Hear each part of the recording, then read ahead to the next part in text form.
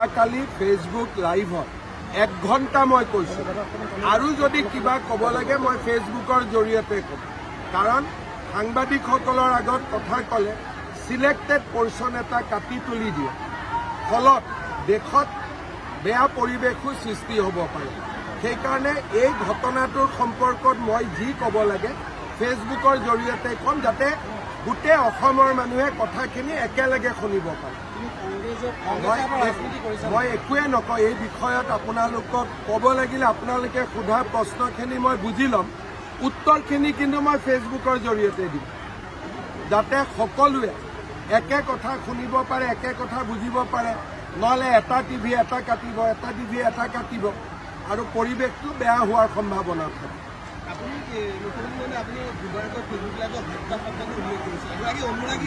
মই যি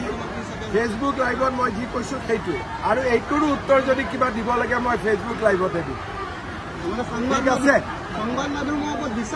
নহয় বিশ্বাস নহয় আপুনি যিটো কাটিব বেলেগ টিভিয়েতো বেলেগ কাটিব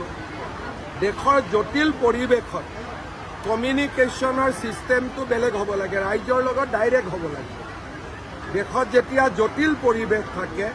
মুখ্যমন্ত্ৰীয়ে ৰাইজৰ লগত ডাইৰেক্ট কথা পাতিব লাগে মাধ্যমৰ জৰিয়তে কথা পাতিলে এটা শব্দও যদি এআইৰ জৰিয়তে ড্ৰপ কৰি দিয়ে কি হ'ব পাৰে সিদিনাখনে এখন মানুহে কান্দি থকা ফটো এখন হাঁহি থকা ফটো কৰি দিলে সেইকাৰণে যেতিয়া দেশৰ পৰিৱেশ জটিল হয় তেতিয়া ৰাইজৰ লগত ডাইৰেক্টলি কথা পাতিলে ৰাইজ সন্তুষ্ট হয়